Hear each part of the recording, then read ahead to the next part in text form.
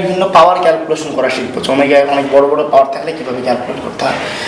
তো ধরো প্রথমে আমরা বেশ বড় একটা পাওয়ার নিয়ে নিলাম, 1 2 3 4 5 6 7 8 9, তারপরে ধরো 6 0 1 2 7 1 9 0 2 9 1 5 নিলাম। এরকম বেশ বড় সড়ো একটা নাম্বার নিলাম, আমরা এটার ভ্যালু বের করতে চাই। তো এটার ভ্যালু বের করার কাজ আসলে খুবই সোজা। তোমাকে পুরো নাম্বারটার মধ্যে তাকায় দেখতে হবে কোথায় কোথায় 3 বা 3-এর বাচ্চা কাচ্চা আছে, সেগুলো বাদ দিয়ে দিলে আসলে ভ্যালু পাওয়া যায়। কিরকম করে, যে ধরো এই যে এখানে তো 1 আর 2 আছে, বলো তো 1 আর 2 এর যোগফল কত? 3। 3 কি 3 দিয়ে বিভাজ্য? বিভাজ্য, তাহলে 1 আর 2 কে বাদ দিয়ে দাও।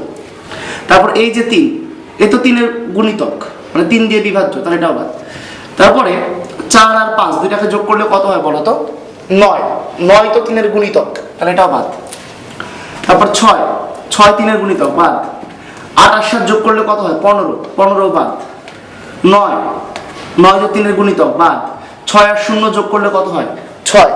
3 এর গুণিতক, বাদ। 1 আর 2 যোগ করলে কত হয়? 3। 3 এর গুণিতক, বাদ।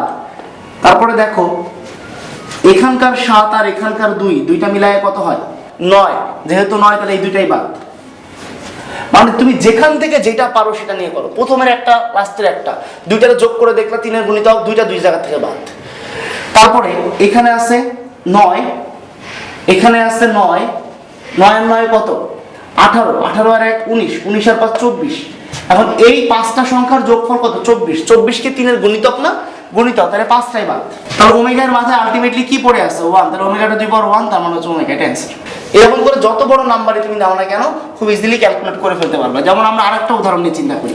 ধরো বলা হলো ওমেগা 2097 1244 1139 1914 990862। আমরা ধরো এটা ভ্যালু বের করতে চাই। কি হবে এটা ভ্যালু কিভাবে বের করা যাবে? খুব সিম্পল, যে এই যে 2 এই যে 7, দুইটা যোগফল কত? 9। তাহলে ভাই দুইটা দুই জায়গা থেকে বাদ। হ্যাঁ, তারপরে 1 আর 2 যোগ করলে কত হয়? 1 আর 2 যোগ করলে 3, তাহলে এই দুইটা বাদ। 0 আর 9 যোগ করলে 9, এটা বাদ। 4 আর 4 কত? 8। 8 আর 1 9, তাহলে 3টাই বাদ। তারপরে এখানকার 1 এখানকার 1 এখানকার 1, তিনটা মিলায় কত? 3, তাহলে 3 জন বাদ। তারপরে 3 আর 9 12, 12 আর 9 21, 3 জন মিলায় বাদ। তারপরে এখানকার 4 এখানকার 2, 2 জন মিলায় কত? 6, 6 3 এর গুণিতক, এই 2 জনও বাদ। তারপর 9 আর 9 কত? 18, 18 আর 6 24, এরা বাদ। তো আলটিমেটলি কি থাকে বলো তো? ওমেগা টু দি পাওয়ার 8 থাকে, তাই না? ওমেগা টু দি পাওয়ার 8 থাকে। ওমেগা টু দি পাওয়ার 8 কে খেয়াল করে এইভাবে লেখা যায়, omega cube into omega cube into omega square, এভাবে লেখা যায়। এখন কিন্তু তোমার কাজ খুবই সোজা। ওমেগা কিউব এটা ভ্যালু কত? 1। ওমেগা কিউব ভ্যালু কত? 1, থাকে কত? ওমেগা স্কয়ার, তাহলে এটাই অ্যানসার। আচ্ছা, আমরা এখন ওমেগার সিরিজ ক্যালকুলেট করা শিখব। ধরো তোমাকে বলা হলো omega plus omega square plus omega cube plus এরকম করতে করতে ওমেগা টু দি পাওয়ার 100 পর্যন্ত চলবে। আমি জানতে চাই যে এটার ভ্যালু কত। তার জন্য খুব সিম্পল একটা ব্যাপার শিখতে হবে। দেখো আমরা জানি কিন্তু যে 1 plus omega plus omega square equal to 0। দুই পাশে ওমেগা দিয়ে গুণ দাও তো কি আসবে? Omega plus omega square plus omega cube equal to কত? 0। আবার দুই পাশে ওমেগা দিয়ে গুণ দাও, তাহলে omega square plus omega cube plus omega two the power 4 equal to কত হবে? 0। তোমরা বোঝাই যাচ্ছে 2 3 4 নিলেও যোগফল 0, 1 2 3 নিলেও যোগফল 0, বা 0 1 2 নিলেও যোগফল কত? 0। তার মানে ওমেগা এর যে কোনো তিনটা ক্রমিক পাওয়ার যদি তুমি নাও তাদের যোগফল আসবে 0। আবারও বলছি, ওমেগা এর যে কোনো তিনটা ক্রমিক পাওয়ারের যোগফল 0। তাহলে দেখো আমরা প্রথমেই খুঁজে বের করব যে এখানে কয়টা টার্ম আছে। 100টা টার্ম আছে।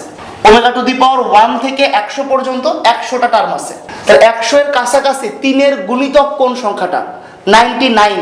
তাহলে আমি তো বলতেই পারি যে আগে যে টার্মটা ছিল ওটা যদি আমি একটু দেখাই দিই যে ওমেগা টু দি পাওয়ার 99, তাহলে এখান থেকে শুরু করে এই পর্যন্ত টার্ম আছে কয়টা? 99টা। তাহলে ওই 99টা টার্মকে যদি আমি তিনটা করে 33টা স্লটে ভাগ করি, তাহলে প্রতিটা স্লটের আনসার কত আসবে? 0। তাহলে 33টা স্লটে প্রতিটার আনসার 0, তাহলে আলটিমেটলি হোল এখান থেকে শুরু করে এই পর্যন্ত রেজাল্ট কত হবে? 0 হবে, বাদ। থাকবে শুধু এটা ওমেগা টু দি পাওয়ার 100। হ্যাঁ, খেয়াল করো, এই ওমেগা টু দি পাওয়ার 100 একে আবার এভাবে লেখা যায় না? একে এভাবে লেখা যায় যে omega two the power 99 into omega, এভাবে লেখা যায়।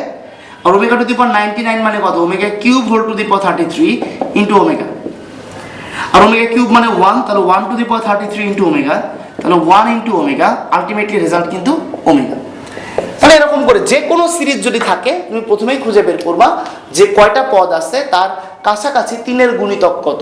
তো 3-এর গুণিতক ধরো হলো যেটা, তাহলে প্রথম থেকে শুরু করে ওই পর্যন্ত সবগুলো টার্মের যোগফল হবে 0, পড়ে থাকবে শুধু লাস্টের টার্ম।